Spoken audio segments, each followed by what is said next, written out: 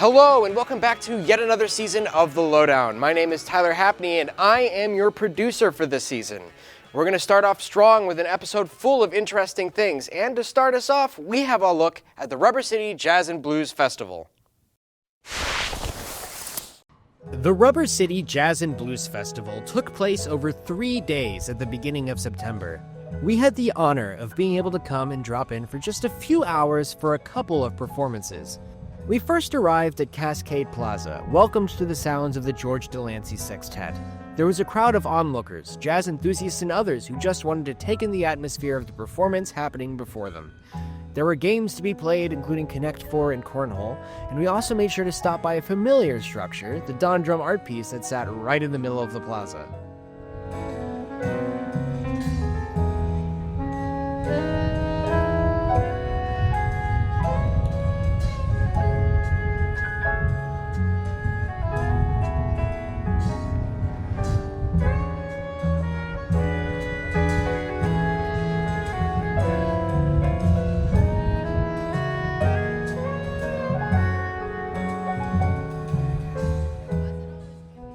The Rubber City Jazz Festival is a celebration of Akron's connection to jazz and blues. Historically, the city used to serve as a sort of jazz corridor where many high-end jazz musicians and singers from the 1930s to the 1960s came to play. Unfortunately, with the city's decline after deindustrialization, the scene dried up. Then, Theron Brown and Open Tone Music got involved. With a little help with funding from the Knight Center, they were able to start the very first Rubber City Jazz and Blues Festival in 2016. Since then, the festival has been running yearly and has only grown bigger with each showing.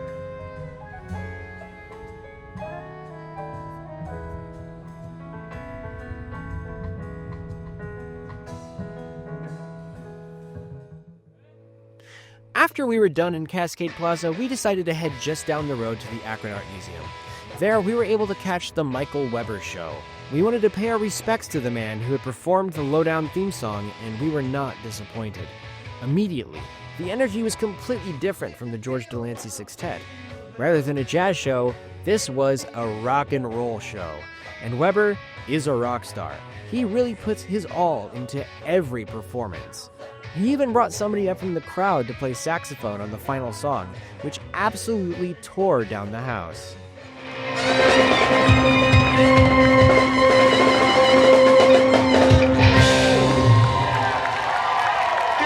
Right there. We gotta get ready to get off the stage. That was pretty cool, man. Though we were only personally able to cover 2 performances from this year's festival, the entire event spanned multiple days over several venues. For just one weekend, the city of Akron came together to celebrate the roots and connections this city still shares with some of jazz's greatest singers. It's guaranteed that next year's festival will bring just as much culture and spirit right into the heart of Akron.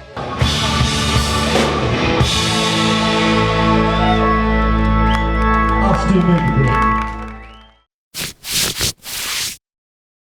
Even though we were only there for a few hours, we were able to talk and meet a lot of interesting people at that festival. Now, let's take a look at the Akron Artwalk.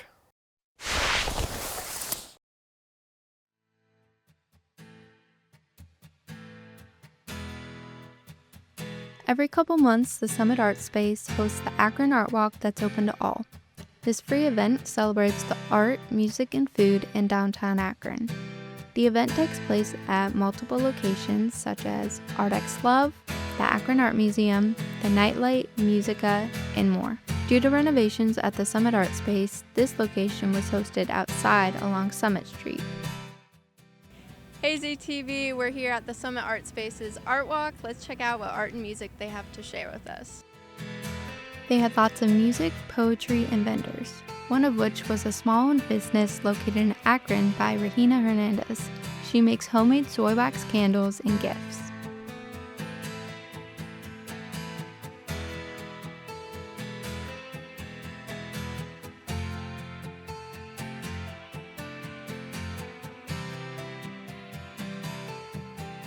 The event was themed in healing through different forms of art, which has been especially helpful for veterans.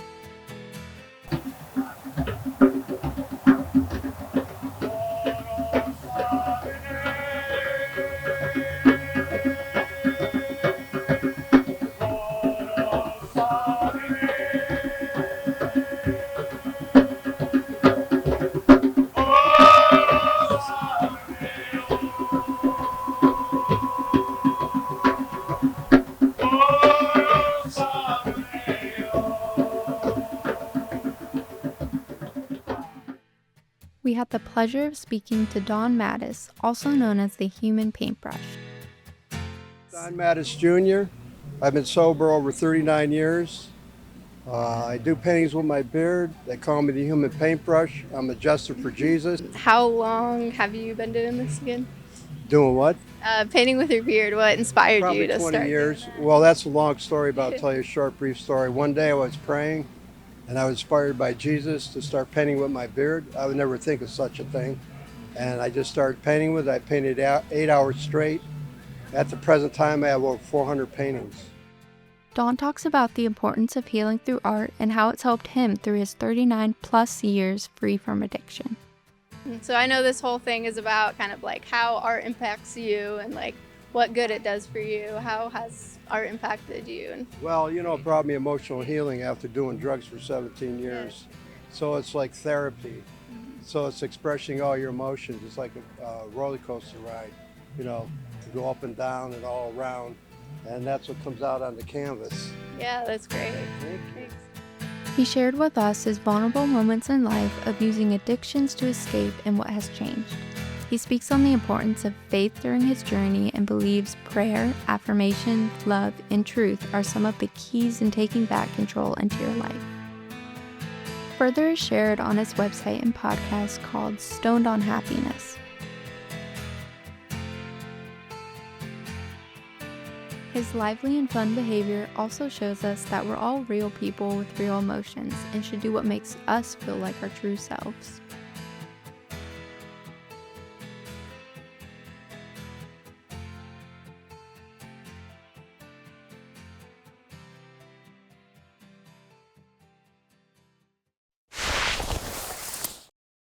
Thank you so much to the artists and vendors that allowed us to come and feature you in our video.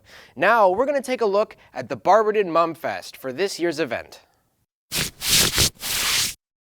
All the buzz was at this year's Barberton Mumfest. This festival is a 2-day event that takes place on the last weekend of September, the 27th and the 28th, at Lake Anna Park. This year's theme was Catch the Buzz, and it is organized by the Barberton Parks and Rec Department. There were many bees created throughout the flowers. Accessories were used to help capture the image of giant bees. There were around 1,700 mums used to create the design for Catch the Buzz, as well as having over 6,000 mums for sale. The word bees was spelled out with the flowers, but instead of an S, there were 2 Z's. There was a clock created out of light and bright purple-colored chrysanthemums. There was another bee located on this clock. In the middle of the clock, there were yellow flowers holding the hands of the clock. With the hour hand pointed at the bee, there was a pattern of purple and yellow chrysanthemums at the bottom. On the ground, there was a sign that read, "With the passing of time, you are still missed," with a dedication to people who have passed. According to the Akron Beacon Journal, this is the first time the city had partnered with Rubber City Reuse to remove the mums once they die and make compost. And here is Ohio Columbus Barber, the founder of the city of Barberton, was holding a lovely bouquet of mums. While we waited for the water events, we saw that the Chippewa Lake Water Ski Show team had made their mark in the sand. While the team was there, we witnessed a series of water events, the Chippewa Lake Water Ski Shows, as well as the Great Lake Anna Canoe Race. When the canoe race happened, it was a series of 3 races. At the end of the first 2, the winners raced against each other.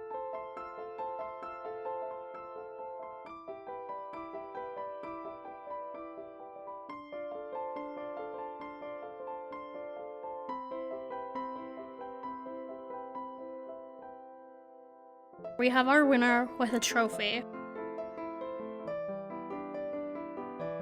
It was awesome to be there and to witness this event. According to the Chippewa Lake Water Ski Show website, they have over 30 years of history as a ski team. Their website says their dedication and a strong connection to the sport reflects onto the community, contributing not only to its legacy, but to the future generation of skiers. They perform multiple shows throughout the day at 11:30, then at 1:45, finally 4:45, which was the one that the Lowdown team got to witness. The tiered skiers were a group of at least 15 people, all working in tandem to lift each other up.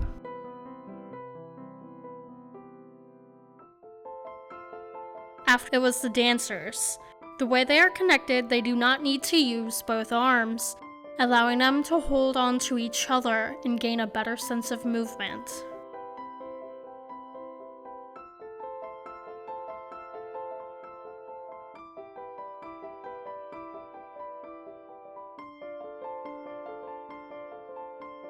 Finally, it was the water ski jumpers. They performed the jump twice, and both times it was phenomenal.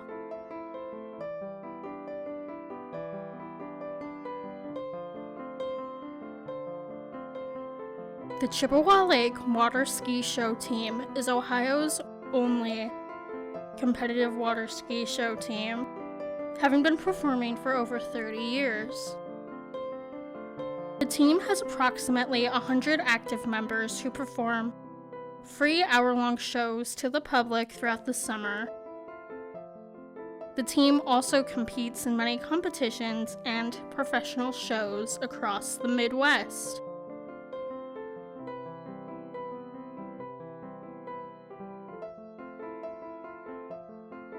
As a chrysanthemum blooms, the petals of the blossom open up, allowing bees to easily collect pollen, which is why this year's theme, Catch the Buzz, Be There, goes well with the flowers that this festival is all about. Overall, the Barberton 2025 Mumfest was a great event, and I am so glad that the Lowdown team was able to go and see what all the buzz was about. Every year at the Mumfest is always interesting, and I'm definitely looking forward to the next one. Now, for our final video, we're going to take a look at the Bread and Puppet Theater.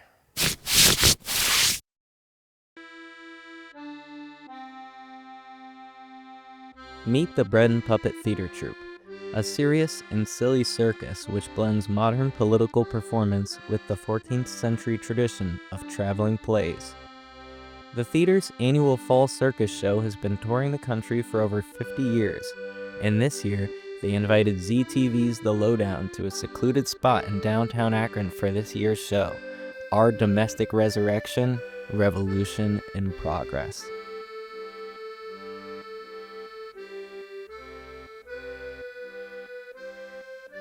The healthily sized and well-entertained crowd was treated to an approximately hour-long show featuring bobbing papier-mâché heads and puppets of all sizes, all scored by a live band. Some of the more abstract performances featured singing sheep,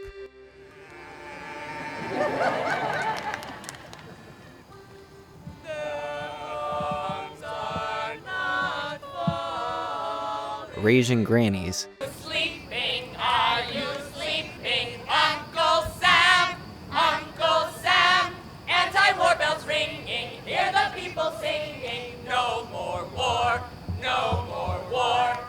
shrieking billionaires, and certain other unexplainable sights.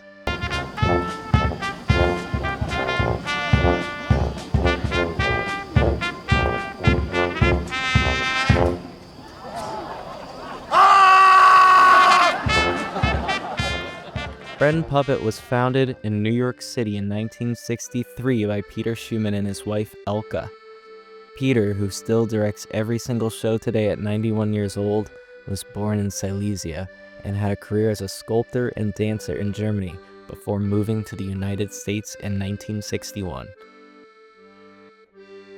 Before he founded the theater, Peter taught an extracurricular class in puppetry in Vermont and pursued his passion for theater by turning a trailer into a mobile puppet stage, starting the tradition of the yearly traveling circus.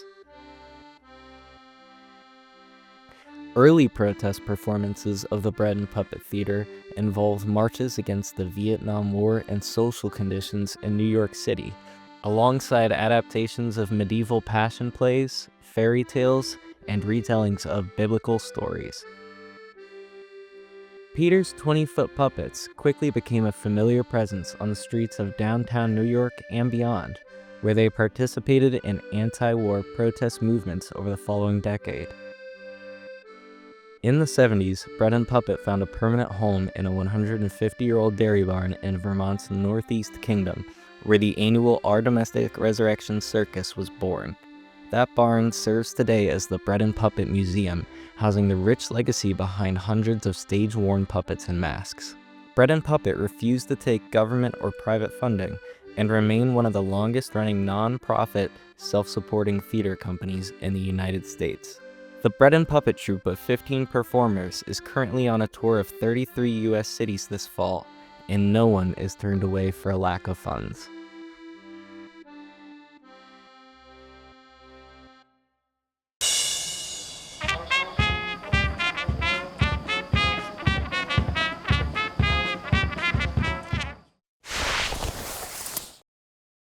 That'll be it for us this time, but don't be afraid to tune in next time for even more Akron-based arts, music, and culture. As for now, though, I'm Tyler Hapney, and this has been The Lowdown.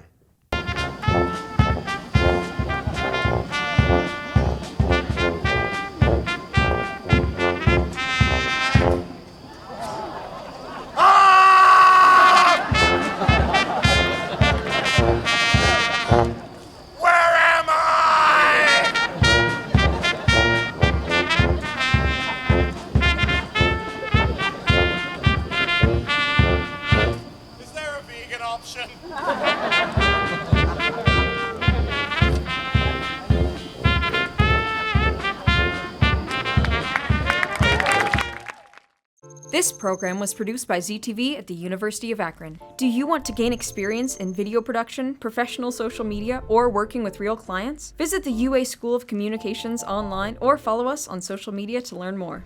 ZTV, make media, make a difference.